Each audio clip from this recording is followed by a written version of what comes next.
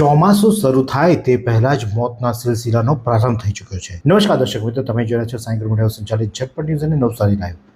નવસારીમાં હજુ ચોમાસાનો પ્રારંભ નથી થયો, હજુ તો માવઠાની શરૂઆત થઈ છે।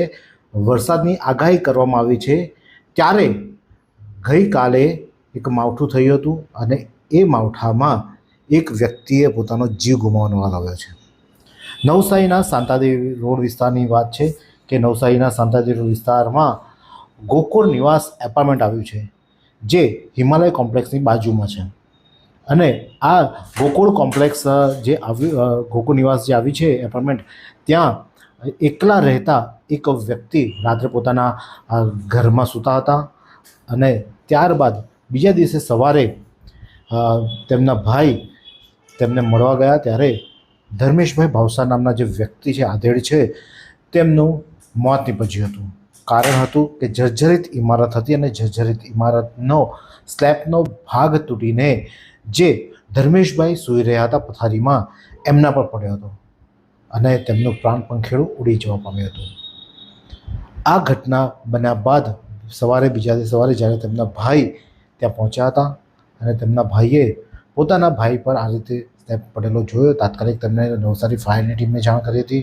સ્થાનિક જે કોર્પોરેટર છે 4, તે કોર્પોરેટરને પણ જાણ થઈ હતી અને તેઓ પણ ત્યાં પહોંચી ગયા હતા। ફાયરની ટીમ આવી હતી, તેમને બહાર કાઢી એમ્બ્યુલન્સ બોલાવીને ચેક કરવામાં આવ્યું ત્યારે તેમનું અવસાન થઈ ચૂક્યું હતું, જે ડૉક્ટરે તેમને મૃત જાહેર કરી દીધા હતા। ત્યારે આ વોર્ડ નંબર 3માં આ ઘટના બની હતી। વોર્ડ નંબર 3ના કોર્પોરેટરે પણ ખૂબ સારી પ્રતિભાવ આપ્યો હતો અને તેમને દ્વારા ધર્મેશભાઈના મૃતદેહને પીએમ માટે સિવિલ હોસ્પિટલ ખાતે ખસેડવામાં આવ્યો હતો। ત્યારે ત્યાં જે કોર્પોરેટર આવ્યા હતા નવસારી મહાનગરપાલિકાના મહેશભાઈ ચૌધરી, તેઓ શું કહી રહ્યા છે આવો સાંભળીએ। વોર્ડ નંબર 3માં આજે સવારે એક દુઃખદ ઘટના બની।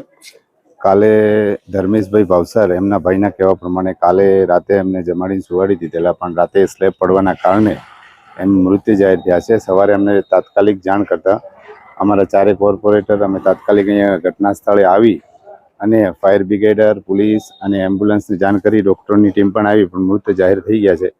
તો એ બધી ટીમો આવીને અત્યારે એની બધી પ્રોસેસ ચાલુ છે અને પીએમ માટે અહીંથી લઈ જવાના અને એમના ભાઈ અને એમના પરિવારને અહીંયા બધાની હાજરીમાં આ બધી ટ્રીટમેન્ટ અમે કરાવેલી છે। હજુ ચોમાસાની શરૂઆત નથી થઈ તે પહેલાં જ આવા જર્જરિત ઇમારતોમાંથી સ્લેબ પડવાના કારણે એક વૃદ્ધે પોતાનો જીવ ગુમાવી લીધો છે। નવસારી મહાનગરપાલિકાએ 2 દિવસ પહેલાં જ 100 જર્જરિત ઇમારતોને નોટિસ પાઠવી છે અને રાહત અનુભવી લીધી છે। ખાલી નોટિસો પાઠવવી ખૂબ જરૂરી નથી, જ્યારે અત્યંત જર્જરિત ઇમારત હોય તેને તાત્કાલિક અસરથી ખાલી પણ કરાવવી જોઈએ, જેથી કરીને કોઈ દુર્ઘટના ન સર્જાય। આજે જ એક દુર્ઘટના સર્જાઈ છે, તેમાં એક આધેડે પોતાનો જીવ ગુમાવ્યો છે। જોકે તેઓ ધર્મેશભાઈ ભાવસાર એકલા રહેતા હતા, માનસિક થોડાક અસ્વસ્થ હતા અને તેમના ભાઈ રોજ આવીને જમવાનું આપી જતા હતા, જમાડતા હતા, તેમને રાખતા હતા, પરંતુ આજે દુર્ઘટના સર્જાઈ તેમાં ધર્મેશભાઈ ભાવસારનું અવસાન થયું છે। પરંતુ આવી દુર્ઘટના ફરીથી ન સર્જાય તે માટે નવસારી મહાનગરપાલિકાએ તકેદારી રાખવી જોઈએ અને આવા બિલ્ડિંગો ખાલી કરાવવાની તજવીજ વહેલામાં વહેલી તકે હાથ ધરવી જોઈએ, જેથી કરીને ચોમાસા દરમિયાન આવી ફરીથી દુર્ઘટના અટકાવી શકાય।